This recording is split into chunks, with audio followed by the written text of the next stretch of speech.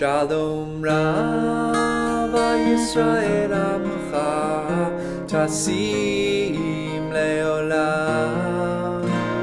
Shalom Rav Yisrael Amcha Tasim Leolam. Ki atahu melech Adon lechol hashalom.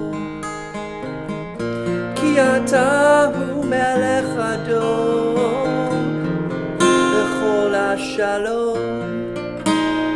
Shalom Rav Yisrael Amcha Tasim Leolam.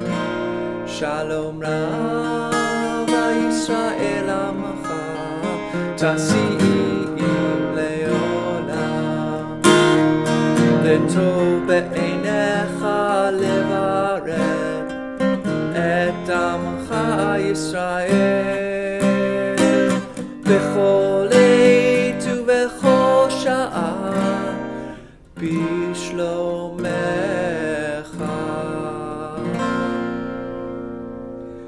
Shalom Rav Yisrael Amcha Tasim Leolam. Shalom Rav Yisrael Amcha Tasim Leolam. Tasim Leolam. Tasim Leolam.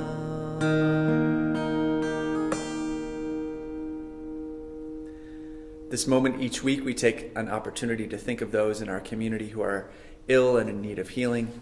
We ask God to bring blessings upon them and upon those who love them.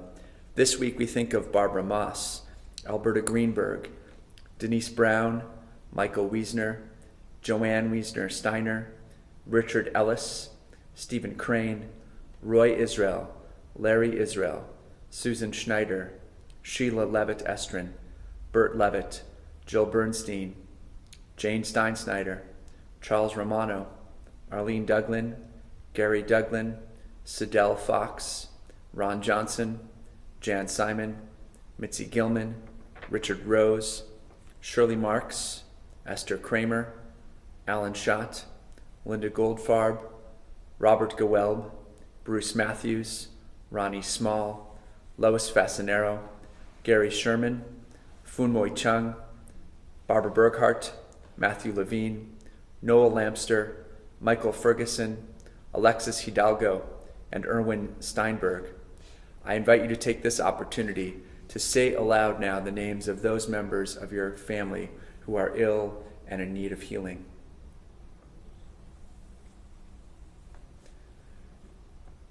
We think of all of them. We think as well of those who are struggling with addiction and those in recovery. When we sing this Misha Berach prayer, we lift them in our hearts and our prayers as a community. Please join me. Misha Berach Avoteinu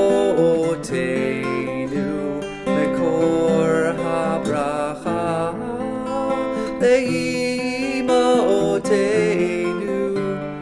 May the source of strength bless the ones before us. Help us find the courage to make our lives a blessing. And let us say Amen.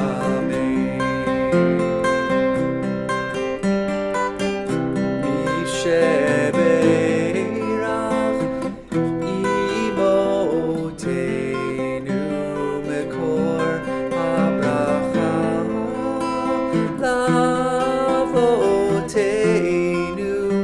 Bless those in need of healing with refuah shlema, a renewal of body, a renewal of spirit, and let us say Amen.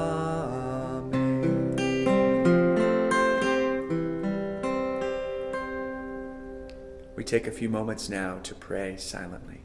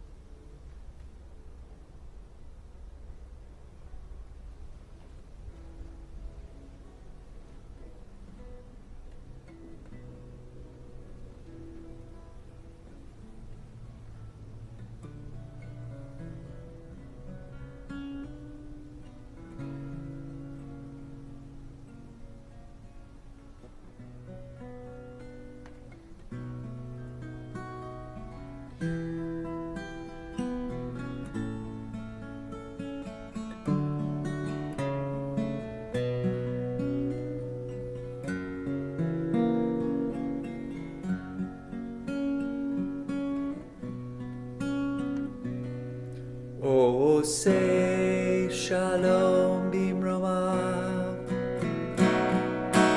hu yaseh shalom aleinu ve'al kol Yisrael ve'imnu amen. Hu yaseh shalom, hu yaseh shalom, shalom aleinu ve'al kol Yisrael, hu yaseh shalom, hu yaseh shalom, shalom aleinu ve'al kol Yisrael, hu yaseh shalom, hu yaseh shalom, shalom aleinu ve'al kol Yisrael, hu yaseh shalom, hu yaseh shalom, shalom aleinu ve'al kol Yisrael, hu yaseh shalom, hu yaseh shalom, shalom aleinu ve'al kol Yisrael.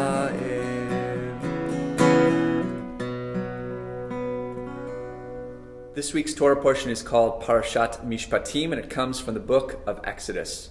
Mishpatim means laws, and Mishpatim contains many, many laws and rules regarding how we're meant to act, primarily towards our fellow human being. One of the most famous passages from this parasha speaks of the idea of an eye for an eye and a tooth for a tooth. People have understood this idea, this ancient idea, sometimes called lex talionis, in many different ways. One of the classic ways of understanding it in a sort of cynical way, there's a saying, an eye for an eye and a tooth for a tooth leaves the whole world blind and toothless. But I don't think that this is what our tradition meant when it inserted this into our Torah. I think what we're meant to understand is that in the process of crime and punishment, first of all, there is supposed to be punishment for the crimes that we commit, but there's supposed to be a measured crime. We're not supposed to have the Hatfields and McCoys kind of situation in Judaism. If someone has done someone wrong, there's meant to be a legal process that they go through, and they're supposed to receive a punishment that's appropriate for that crime, and the court system is supposed to handle that punishment, and then the deed is done, and the punishment has been delivered, and that's meant to be the end of the process, which in ancient times wasn't a given. There was a much more of a sense of revenge and families taking matters into their own hands. The Torah's contribution here is significant in that it reminds us of the importance of a court system and also the importance of punishments that are appropriate for the crime and for society to handle that process rather than families and individuals. So this and many other teachings are contained here in Mishpatim. I invite you to read the words over Shabbat and find out and think about what they mean in your own life.